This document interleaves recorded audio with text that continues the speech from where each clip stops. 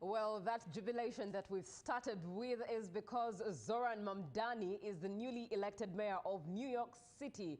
That is an update coming in, and that particular footage is what's happening right now in New York. It's live now. Robert besides me is dancing and jubilating, and he's reminding us of the same exact jubilations Africa had when Barack Obama was elected president in the year 2008 and president of the United States. Now, Zoran Mamdani will become the city's youngest mayor since 1892. That's history made there. And it's its first Muslim mayor and its first mayor born in Africa, in particular Uganda. He entered the race last year with next to no name recognition, little money, and no institutional party support.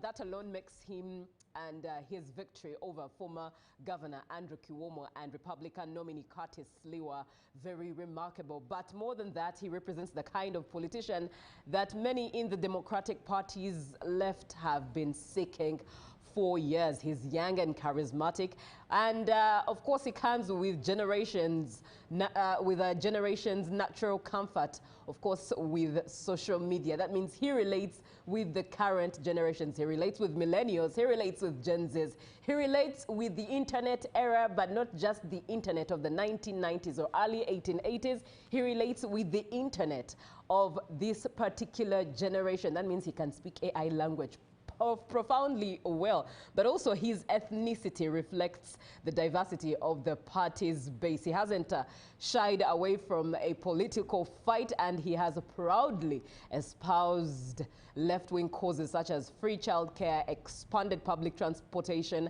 and government intervention in free market system.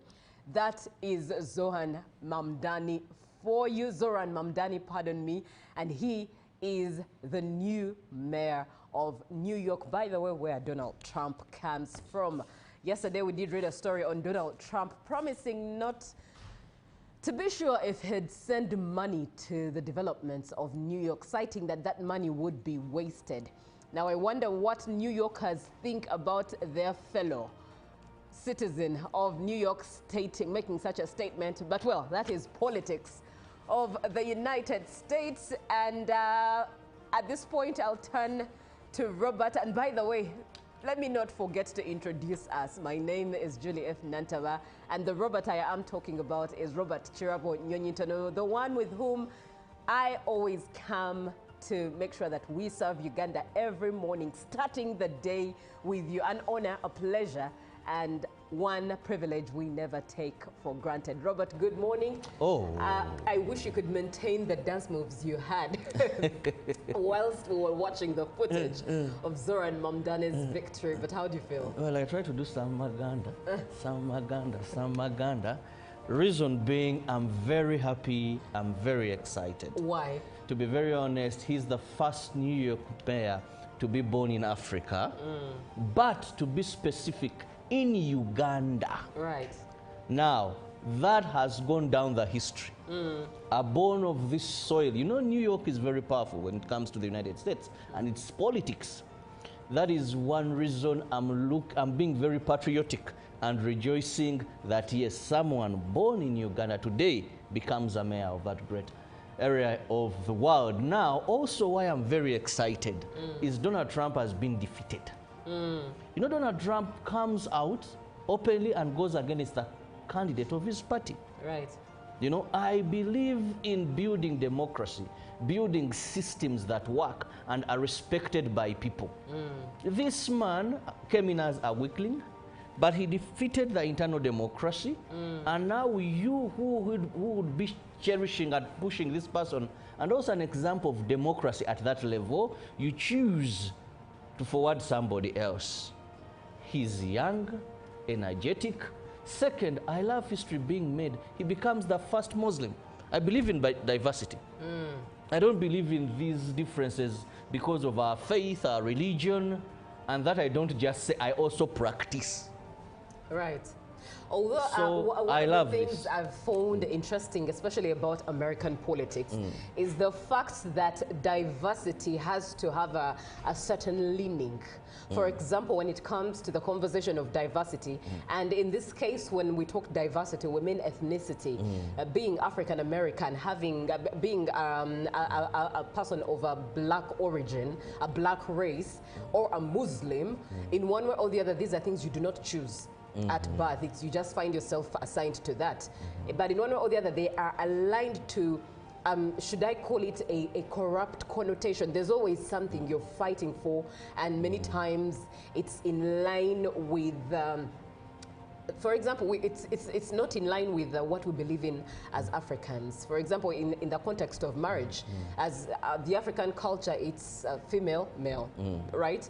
But many times you find that in the Western world, inclusivity, diversity for an African has to also include a certain connotation of being LGBTQ. Actually, I saw him during his campaign.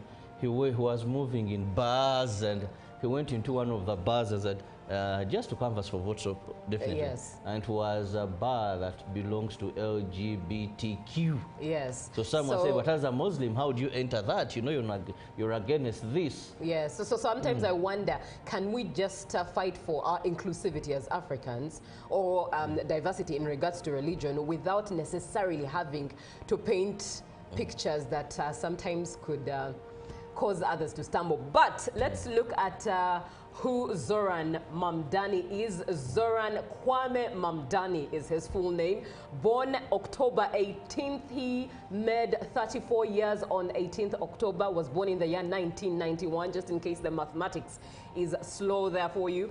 And he's an American politician who is mayor-elect of the New York, that is New York City, leaning to the Democratic Party. Born in Kampala, Uganda, and his parents are Mahmoud Mamdani, the academician known especially at Makerere University, but also known as a political commentator. His mother is known as Mira Nair, and his education was in Bowdoin College. He is married this particular year to Rama Duwaji, and he got married in this year 2025.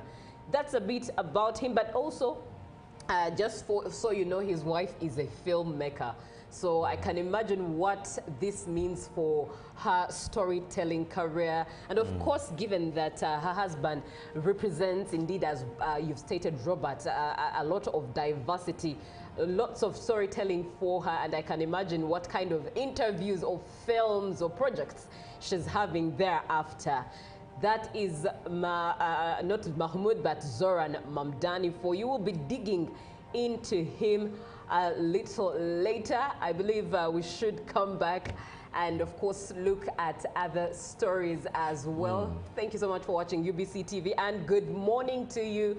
This is Good Morning Uganda. One thing for sure, we stand to inspire you on UBC TV, and I believe that story should inspire you in one way or the other, but inspire you for your nation, for God and your country. It shouldn't start anywhere else before it starts home for you. I believe that's why he proudly says he was born in Uganda. All things are possible. Born in Uganda. Yes. Of course, his dad is a name that you cannot forget when it comes to Makerere University, the various researches and comments he was making.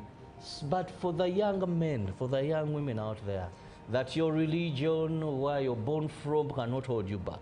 No. It is you who can hold yourself back. That is very, very true. Now, looking at some of the local updates, yesterday, Right Honorable Nabanja was downtown where the floods affected the CBD of Kampala City. And it was confirmed indeed that these floods that affected the Central Business District were not actually out of natural causes, but they were in fact man-made causes that led to the catastrophe of the floods. And the Prime Minister instructed businessman Hamis Chigundi to open additional culverts to divert large volumes of water into the Nachivubo Channel aiming to alleviate flooding in downtown Kampala.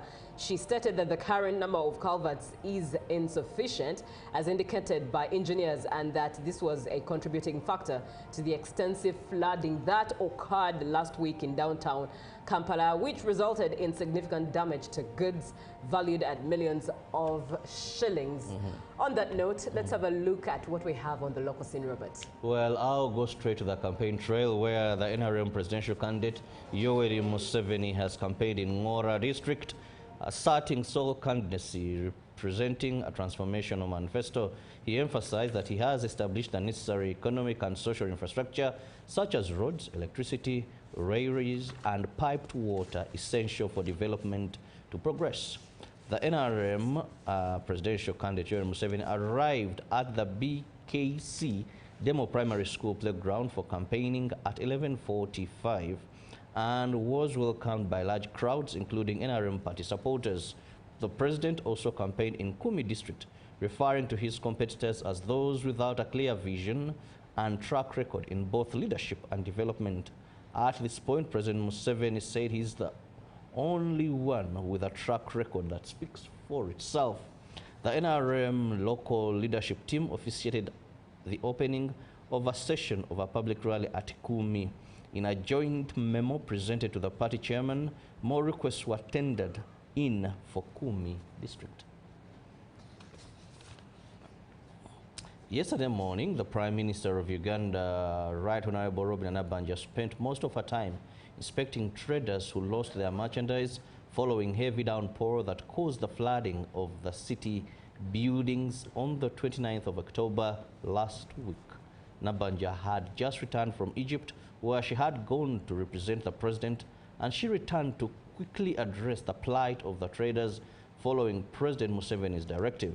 It's not yet clear how many traders were affected by the floods, but the cost involved is very high, and it is indeed evident the damage is big. The Prime Minister was accompanied by the Minister for Kampala, Hajet Misa Kabanda, her Deputy Cho Fatogabye, Kampala Executive Director Sharifa Buzeki, and the KCCA technical officials. Practically as she is, Nabanja entered the Nachivbo drainage channel to identify the challenges that could have caused the flooding, and she was directly addressed by the technical teams and then addressed the media in the tunnel. Businessman Hamis Chigundu was at this point together with the Prime Minister, where she directed him to open up more culverts to allow the smooth flow of water into the Nachivbo channel. The Prime Minister, together with her team of ministers, assured the traders that President Museveni condoles with them, and they assured them of his support. Later, the Prime Minister convened a meeting at her office to further find a solution to the problem, but allow the development of the channel to continue.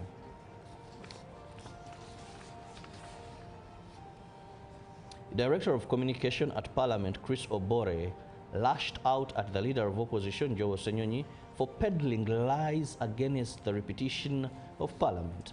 This follows Lop's claims that the 4 backbench parliamentary commissioners swindled 1.6 billion in disguise of service awards.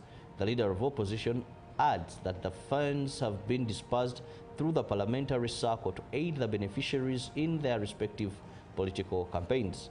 Joe Senyonyi addressed the media, accusing the commissioners, including Solomon Serani, Matthias Simpuga, Prosi Akampulira, and Esther Afoyochen, of sharing 400 million each, disguising as a service award. When asked about the facts to support his claims, Senyonyi was hopeful of the time factor. The Director of Communications at Parliament, Chris Obole, denied the allegations. This is the second time that Parliamentary Commission is facing similar allegations relating to service awards. High Court Judge Douglas Singiza declared the first allegations not true and closed the chapter. Senyonyi calls for amendment of the Administration of Parliament Act to cater for service awards. Ending the local stories this morning, the Equal Opportunities Commission urged government and partners to address persistent inequalities in health, education, and employment. Presenting the 2024-2025 annual report themed Inclusive Sustainable Service Delivery and Equitable Development, the Principal Research Officer, Susan Atukunda, noted progress but highlighted regional and gender disparities. The report showed Karamojo remains Uganda's poorest region, followed by Acholi, West Nile, and Teso. Equal Opportunities Commission Chairperson Safia Narule Juko called for citizens' participation in planning and budgeting. Gender Minister Betty Amongi reaffirmed commitment to equal opportunities. And now Julie takes us through what the rest of the world has for us. Yes, indeed, Robert. Thank you for that update on the local scene. And just a bit about Zoran Mamdani. In case you're just joining us, he is the new mayor of New York, and updates have just come through that he won the election. He has just been not announced officially, but of course as counting of votes takes place, he is leading and he is winning. In fact, he is the mayor-elect of New York City. Very interesting facts about him. Did you know that he also was once a hip-hop artist? In his time growing up, some of the jobs he has worked, he has worked as a housing counselor and then as a hip-hop musician, and he got into New York politics when he campaigned. He was a campaign manager for Kadel El Yatim and Ross Bakan, and his middle name is Kwame. Kwame was a name given to him by his father in honor of the first president of Ghana, Kwame Nkrumah. Born in Uganda, Kampala, he lived in Uganda until 5 years. When his family moved to South Africa, he is the new mayor of New York City, Zoran Mamdani there, and one that encourages the new era and generation of leaders in world politics, because he was born in the year 1991. He's only 34 years. So to the 90s children, this is an encouragement that indeed this is the time. Right now you're the future, making it for those that are behind you. Indeed, congratulations to him. Although one would wonder, I myself would ask the question, as Ugandans jubilate this victory, what exactly does it mean? Does it mean anything? Should we jubilate because he's, well, Ugandan and Uganda is being mentioned here and there? Or there's something more to that? Those are some of the questions that... There's something more to that. For example, if you could help me paint a picture. I'll begin with the lightest, but obvious. Now, many are inquisitive to know which country is this person. Right. That Kampala city. And on the tourism sector, that may bring someone. Right. Pick interest in Kampala, pick interest in Uganda. Two, I want to believe for bilateral relations, yes, Trump is the president, but of course there's so much in this position, if we position ourselves well and he has a heart of home, that we can benefit in terms of charity. You know, there are so many non-government organizations where where these mayors can take position and support back home. So there are a number of opportunities if we plan and position ourselves properly, because opportunity comes to those who are prepared. Let's hope so. I mean, quite a number, by the end of Obama's era, quite a number of East Africans, Kenyans at that, just weren't sure why they were happy. As for Ugandans, they were equally not so sure why they were happy and excited that an East African origin, or one from the East African origin, is president of the United States. But yeah, indeed, we follow the stories as they fall through. Now, let's move on to more matters. USA, Dick Cheney, the hard-charging conservative who became one of the most powerful and polarizing vice presidents in U.S. history and a leading advocate for the invasion of Iraq, died at 84 years.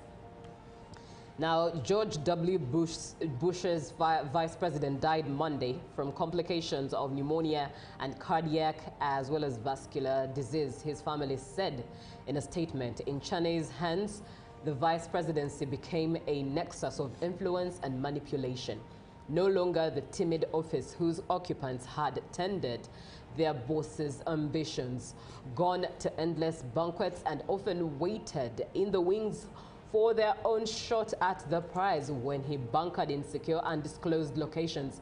After the September 11th, 2001 attacks, that was less an inconvenience for Chani than a metaphor for a life of power that he exercised to maximum effect from the shadows. He was the small man operating big levers as if from Oz, Machiavelli with a sardonic grin, the Darth Vader of the administration, as Bush described the public's view. Now on to the continent. Tanzanian police have lifted a nighttime curfew imposed last Wednesday in the main city, Dar es Salaam, following deadly election protests as life slowly returns to normal across the country. Following the unrest, the internet was cut nationwide and most shops in Dar es Salaam closed amid acute shortages of basic essentials and soaring prices. Schools shut and public transport came to a halt.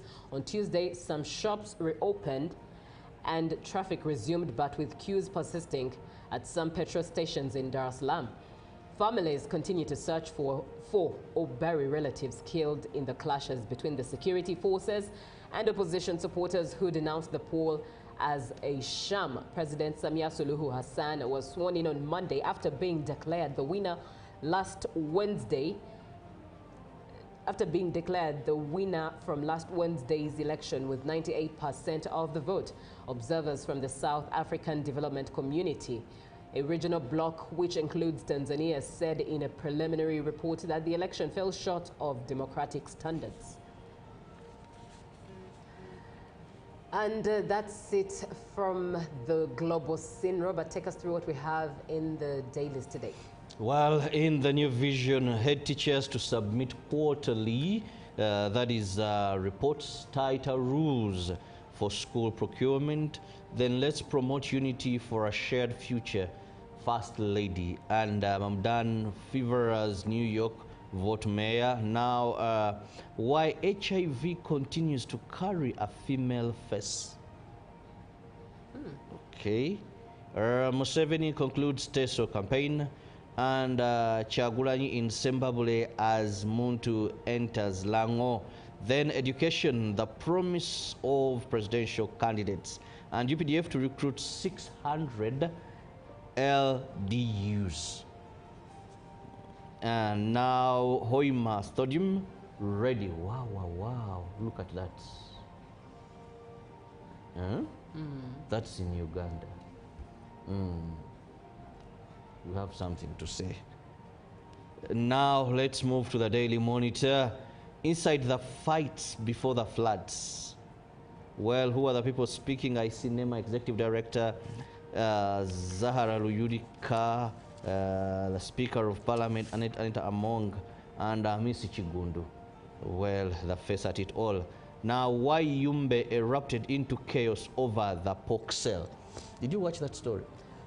Tell me about pork. Well, a serious fight there. Now, also moving on, the Lizard has something to say there, but you can get yourself a copy.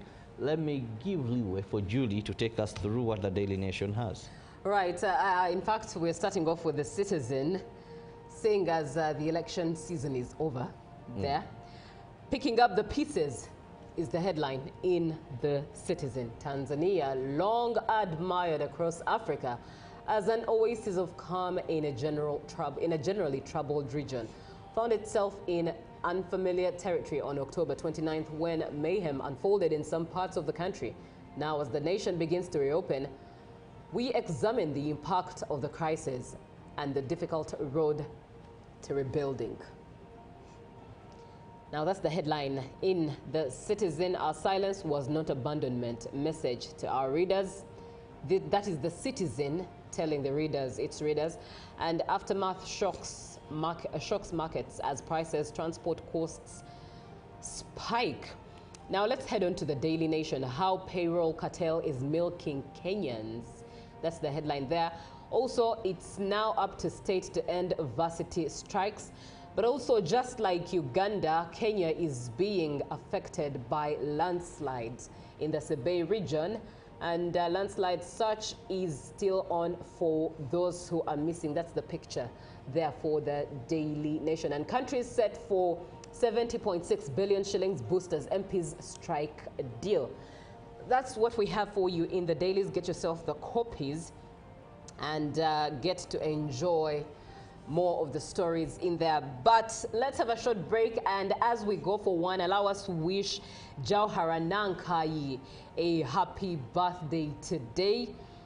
The message that comes in for you, Jauhara, is that may you celebrate the brilliance that we are celebrating the brilliance that you bring into every space, a spirit of grace, strength, and quiet inspiration. Your journey continues to remind us that purpose shines brightest when paired with kindness, and that true leadership flows from a heart devoted to others. May this new chapter unfold with beauty, peace, and boundless joy. And may your dreams rise like dawn and your path be lined with light. With admiration and warmth from the Good Morning Uganda team, wishing you a truly, truly, truly radiant, happy birthday. And that is Jauhara for you. Jauhara is a student of petroleum at Nkumba University. Jauhara Nankai Aisha, who is celebrating her birthday today. All right, with that celebration, let's have a short break with some music, and we'll be back with another conversation in the real. Just make sure that you save the number 0709602592. Good morning.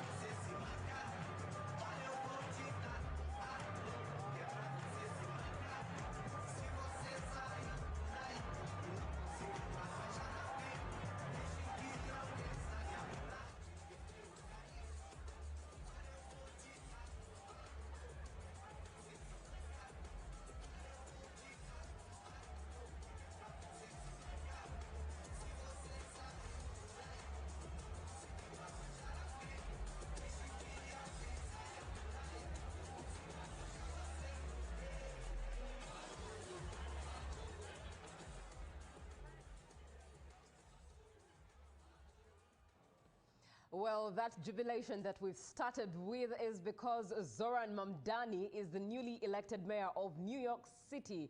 That is an update coming in, and that particular footage is what's happening right now in New York.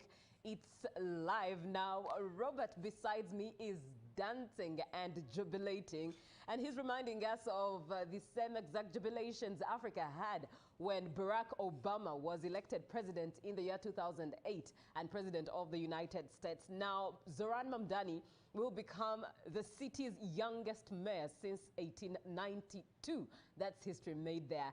And it's its first Muslim mayor and its first mayor born in Africa, in particular Uganda. He entered the race last year with next to no name recognition, little money, and no institutional party support.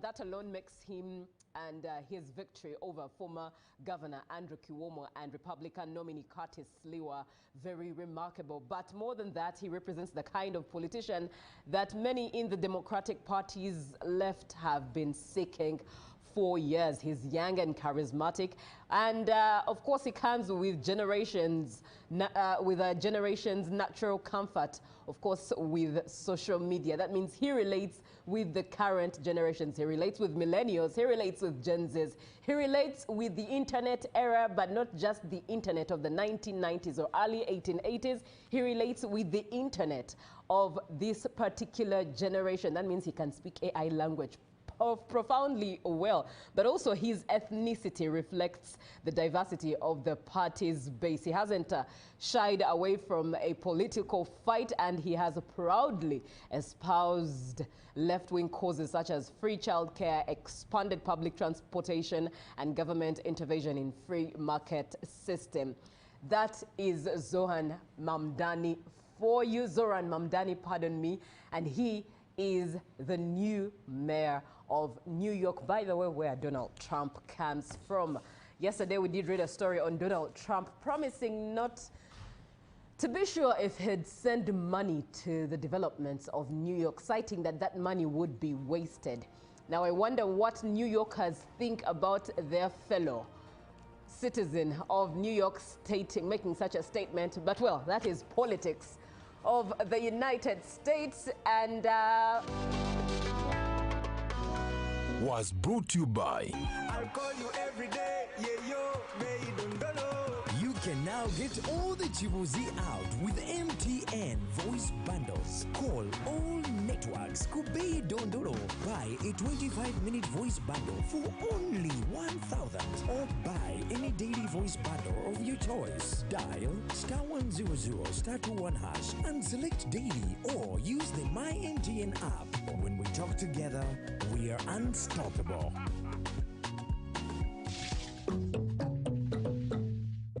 Exercise can't be sustained. Eating can't be stopped. It's even harder to lose weight. Come and give it a try. Ginshikang L-carnitine chromium capsules. Plant extract, scientific ratio. Take 3 capsules each time. The active ingredient accelerates fat burning,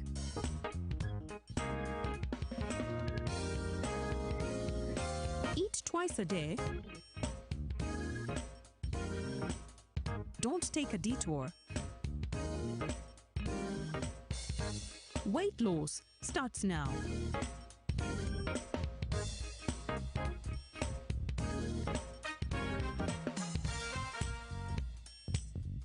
Ginshikang L-carnitine with chromium capsules helps you stay in shape. Please follow medical advice when taking this product. For more information, visit our website www.hgo.com or call 0800 335555. live from UBC Studios in Kampala. This is Good Morning Uganda.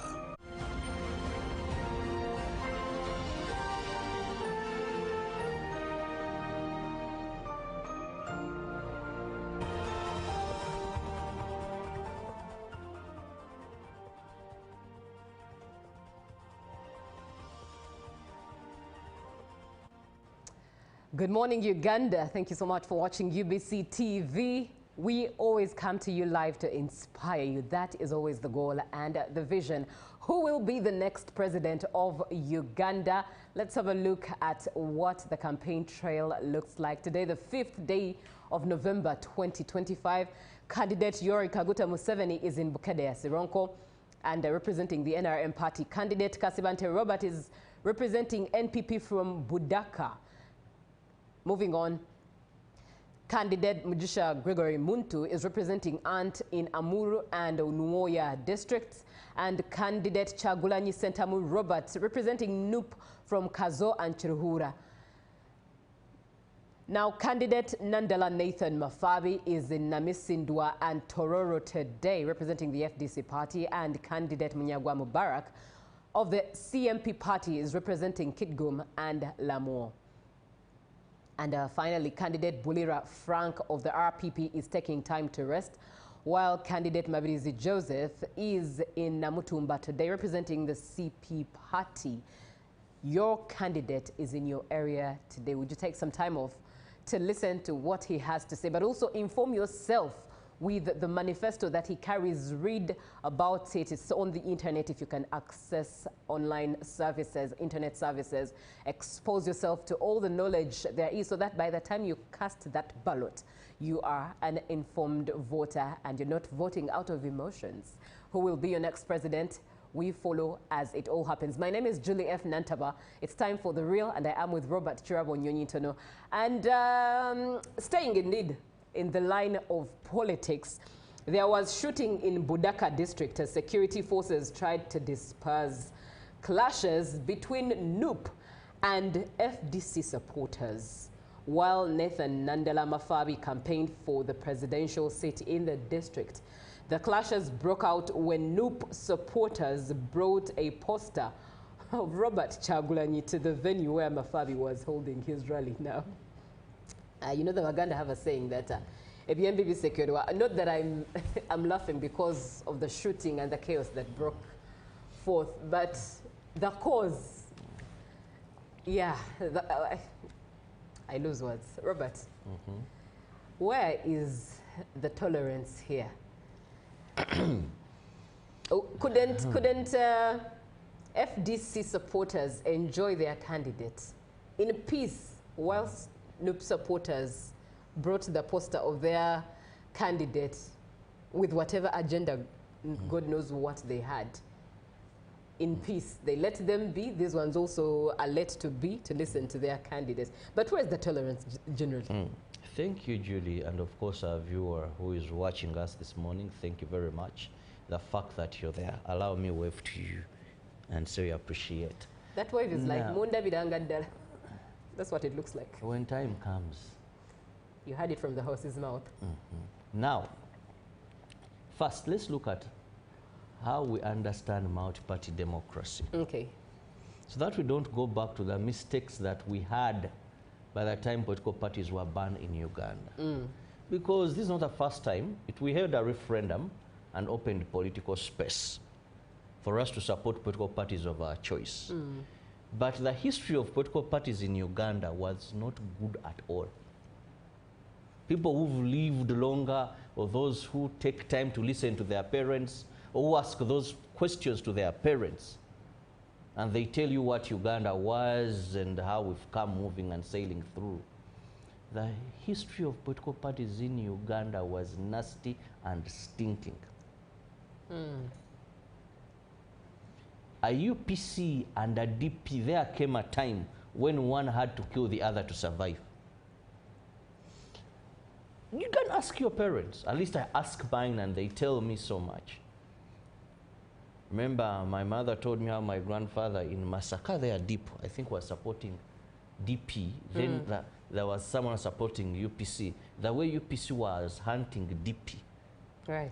It meant these were enemies. There wasn't anything good that a UPC and a DP could have by then. Now, because sometimes we are bad students of history, or we don't study our history,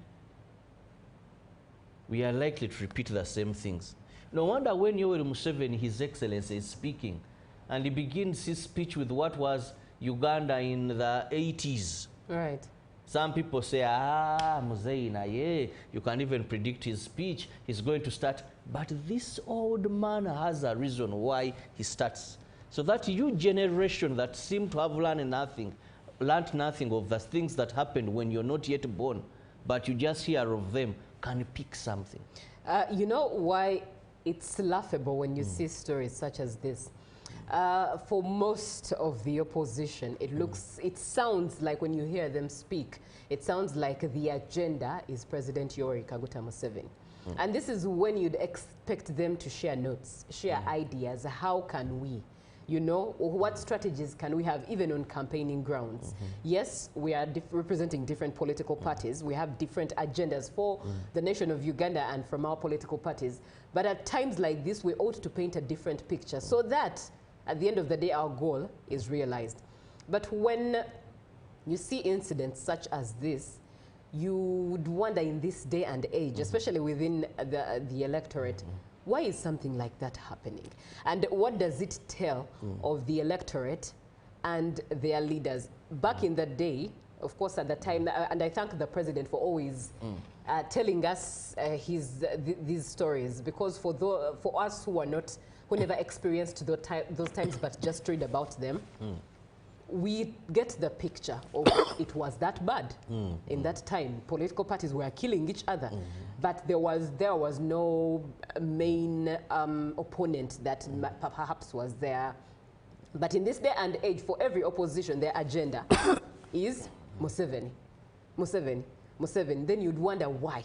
Why isn't it different? Why would it be like what we've just seen? For me, that's why it's even laughable and quite dramatic in the first place. But do share what you think it speaks of the electorate, but even their leaders.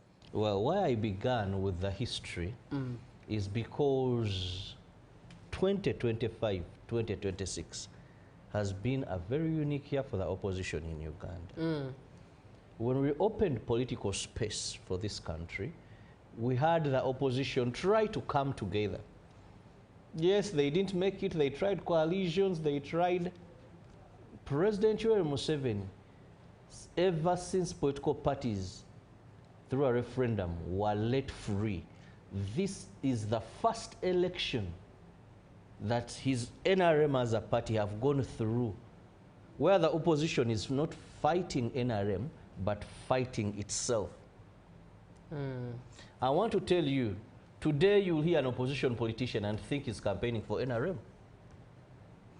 Today we are going to the polls where the opposition is much divided than ever before, where you'll find an opposition presidential candidate hitting another opposition presidential candidate, where you'll find an opposition party fighting another opposition party.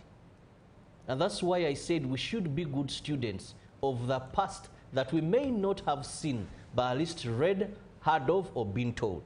Because there is somewhere we are going.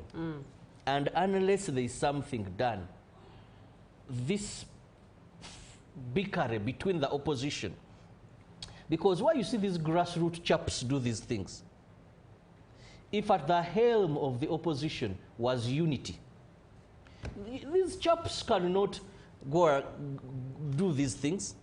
But when they see, when they hear an opposition candidate hitting, not preaching the gospel that yes, we have a common enemy.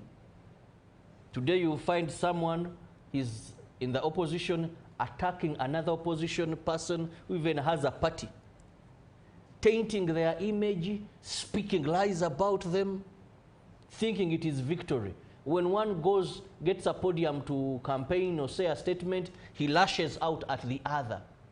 So if we don't become good students, what happened here was simple. Okay, bullets were fired, people were injured, sustained injuries, serious injuries. But it is the message they receive that we are opposition but not united. We are opposition but fighting each other. At some time, they seem even to have lost who their enemy is in terms of political struggle for power. So the leadership of the opposition must sit. This should not be just mere incidents that Nandana Mafabi came out and you heard his statement. Said no one has thrown, have not thrown, these new people, what is wrong, you know? Of saying we are all members of one family with the same goal. Doing such acts, but even you hear condemning. Instead of saying now, this mistake that has been made, yes, FDC was 100% right, and these boys were very wrong. Provocation is a bad thing. Even if someone is very peaceful and you provoke them, human instincts come out and they may react. That's very true. You've talked about the leadership of the opposition coming into this, such matters they must sort them. Come and say we need to sit. So what does the leadership of the opposition look like? Who is the leadership of the opposition, away from, of course, Parliament? Who exactly is the leadership? We will look at numbers and take Robert Kyagulanyi Ssentamu as the leading opposition party, because like we said, it was second in the other election. If we look at this election today, still who are the main contenders, not to say others are not there, but who do you see? You will see, of course, there is NUP and NRM. Then I don't know who third position. I'm not a prophet of doom, but I'm looking at precedents. I'm analyzing, basing on history. You know, you still see that the biggest opposition political party today is National Unity Platform. Right. Then FDC, Yes, much as they had their splits and all that, but it was still, then you bring in DP. Now we have the ANT and then the newly formed. And here we have political parties that have been formed out of rage and hunger. Most of them. This one wakes up and says, no, I was in Nope. These people did this, now I have a political party. Now, this political party's sole purpose, this will continue hitting the other.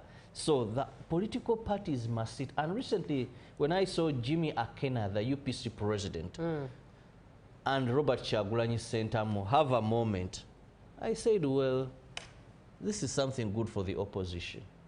Because we would expect NUP supporters to attack an NRM rally with this provocation. But when NUP go for FDC,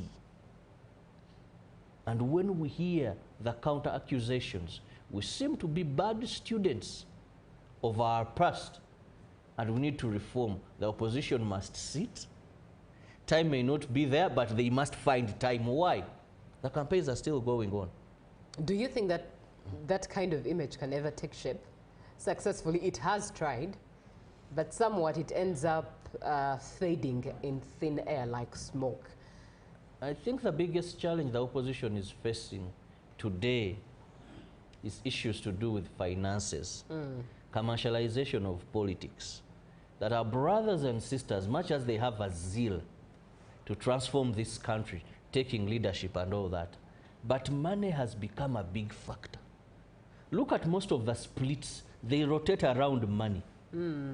Someone tells you, Fekadi tuagurangure, I can bring evidence. You know, the one says, no, that one stole this amount of money. Today, the leader of opposition has come out. They have done it again. Bring evidence, time, let's use the time factor. So money has been a big disorganizer to the opposition. And it has rendered the opposition fail to achieve some strides they would have made. When you talk about them coming together, then one was, but you see the party now, in case this iPod money, now if this is Noop, if for us we don't put a candidate there, now they will have more, they'll get, money has gone in, and that is one of the areas where we have a challenge, that there is so much they could do, but because of the monies in politics, it is the biggest temptation that they fail to overcome to achieve their destiny. Right. 0709602592. We are looking and expounding on a case that transpired yesterday whilst candidate Nandala Nathan Mafabi was campaigning in Budaka district, where a group of NUP supporters brought the picture or portrait of candidate Robert Chagulanyi into the campaign trail of the FDC camp, and thereon chaos erupted and shooting took its course. And one would wonder what the conversation really is with multi-party politics. Why is such a thing still happening today? Why can't people actually enjoy each other's presence in peace? NUP supporters listen to candidate Nathan Nandela Mafabi, as perhaps FDC supporters find the NUP candidate elsewhere where he's supposed to campaign at and listen to him without necessarily clashing. And we're just chewing on that particular matters in light with multi-party politics. Feel free to join the conversation 0709602592, and we'll be glad to definitely engage your opinion or your opinion more, because in here we are not, none of us is an expert. We're just sharing our 2 cents, just like you would share your 2 cents on matters affecting our country, Uganda. Now, Robert, what do you think will result out of this incident? Do you think it will just die out, or there's a lot of perspectives that are going to be used as future points? Now, the ball is in the hands of these political leaders. The statements that each is going to make regarding this incident will do so much as far as seizing the fire or lightening, sparking, or being a catalyst. For example, Nandela Mafabi, if you heard him, what he said, these NUP people. That's already a blame game. provoked us. Patrick Amuriat was very clear. None of us did this, none of that, this. And you would see him very upset. Why would you go? These people should know we are selling ideas. His statements of course he was upset. Yes. But his statements were pushing and showing that these people have failed to present ideas to the people. Now they have resorted to this. That is not all we can saying people, we are all opposition members. I said provocation, we are all human beings, can, you know, and no one is a master of violence. We shouldn't forget that. No one is a master of violence. Even the weaklings can work on you and you live to tell a story to your great ages. Now, if statements came out like we are brothers and sisters, we have the same goal to transform this country. What has happened, let's forget about it. It is very unfortunate, and I know I'll speak to my comrade, Robert Kyagulanyi Ssentamu, and we shall see, but let's forget, let's continue. We are one such messages. After this incident, I'll call him and speak to him. Now, if Kyagulanyi Ssentamu wakes up and condemns what these people did, openly, not to say those are not us, those are people dressed, you know, sometimes politicians, even where they should come out and speak the truth and condemn certain acts. It can't shock you when someone says those were NRM who wore these shirts, they, you know, we are not, instead of coming and saying no, if these are our people, this was wrong. Because remember, the people you're talking about are in that community. They know them. I would hear them even call themselves names in those clips. You know? So now for you, when you come up and say, they know them, these are diehards of NUP. These are supporters of NUP. Now, if you don't come with the facts, you're not solving the situation. So how these two principles are going to handle this situation, right, and will determine. If it is not handled very well, believe you me, this will be precedent set for more of these to happen. I was actually, what I really wanted to ask was, just in case, what if each of them just keeps quiet? What happens? What does it paint? What does it say? At a time where we are, and where majority of our people are youth in these political activities, you see, youth have energy. Their bodies are vibrating. They are ready for anything. Now, believe you me, those in FDC who saw this incident may reiterate. May find a time and say, okay, when our candidate was here, you did this. Bullets flew. Because the people who were hurt, the people who were nursing wounds, the people who were admitted in hospitals. So that is not a light issue. So I said, no, we want to serve you the same cup of coffee that you did serve us. Or even another area.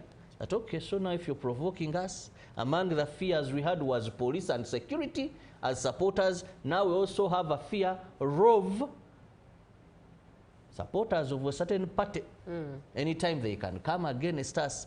So this is something that shouldn't be taken lightly. This is something that, you know, NUP is good at releasing documents. You know, they have various pages talking about these. The Secretary General is good at coming out and speaking. This is the thing that they should come out and condemn or throw more light and call for calmness and peace. Where possible, even apologize. We regret. This is not how we want the campaigns to run. This doesn't define us. We are a people of peace. And whoever did it, these were individual actions, not party, you know. You come and cool and settle the spaces. Silence in this day and age no longer matters. Right. Good morning. This is Israel catching you live from Soroti. That wasn't good at all. They shouldn't understand. They should understand what respect is for each other. Thank you, Israel, for getting in touch. And this is Ben, who says, now, you people are just jeopardizing this. What sparked the attacks? Is it lawful to deface posters? Why are you silent about it in your discussion? Thank you, Ben, for that feedback. What would you tell Ben? Well, Ben, we're not silent about it. One, we began with learning from the past. That these are things that were being done in the past. The youth may not have witnessed this, neither me or her, but we've read, we've heard, we've been told our by the people who were there and witnessed this, that even why people had hate political parties, why we banned political parties then was because of such acts. And we mentioned tolerance. Now, tolerance looks at all these. There wasn't tolerance. If they defaced, there wasn't tolerance. Those who defaced were not tolerant to this. So it is the bottom line is learning from our past, being tolerant, and how the leaders of these parties will handle this situation therefore. If someone was provoked by someone defacing their poster, because it is alleged that where we do not have, we weren't there, but according to preliminary reports or reports coming in and stories captured there, you see that, well, these people knew it was this person having authority over this particular area. Why this happened is another story. So we are calling for tolerance, we are calling for learning from our mistakes, we are calling for the political leadership of the opposition to stop elements of biting, provoking each other, but rather look at how they can foster and push for unity within the opposition. Not to field a single candidate, but the messages of the leaders. When Asumani basalirwa, now I never wanted to quote names, but it's good to give examples when it is public. When you listen to a radio talk show, when you see or view a TV show, when you go on social media, and this is a person who has a political party hitting at Robert Kyagulanyi. When Kyagulanyi goes to his constituency to campaign and hits him, what do you expect the electorate to do? When Nandala Mafabi at a point to say, if he goes against Noop, what do you expect the electorate to do? So we need to create that conducive environment within first the leaders themselves, the key figures in the opposition. Listen to talk shows. I don't know what you do in your free time, but usually in Uganda from 6, 7 up to 9, most radio stations have politicians. They have talk shows. Take interest in behind the headlines. Though here it doesn't come out that much because we look at issues, not more of creating, you know, the talk shows you listen to, and here their intention is to bring these two to hit each other. Yes. But we don't do that. So when you listen to when you watch their shows, you will notice and see that what I'm telling you is true. Opposition against opposition. Now that and the sentiments that come out, this is what they breed and generate. Right, indeed. And as ours really is to bring the facts to you, while to you it's a 6, to another it's a 9 hours, is the facts as they come. The perspective is yours to take in. That brings us to the end of this conversation. Up next is Good Morning Uganda Tourism Express. We have business and we have the agenda, sports as well. So a lot still in store for you. Good morning.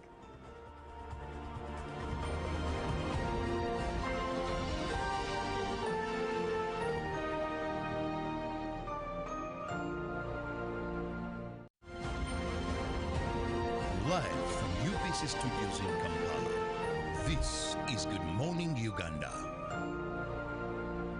Exercise can't be sustained.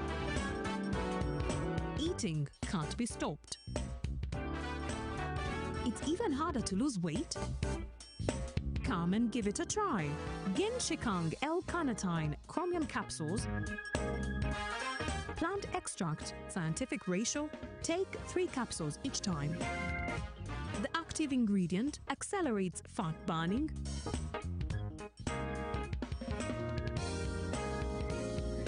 eat twice a day. Don't take a detour. Weight loss starts now.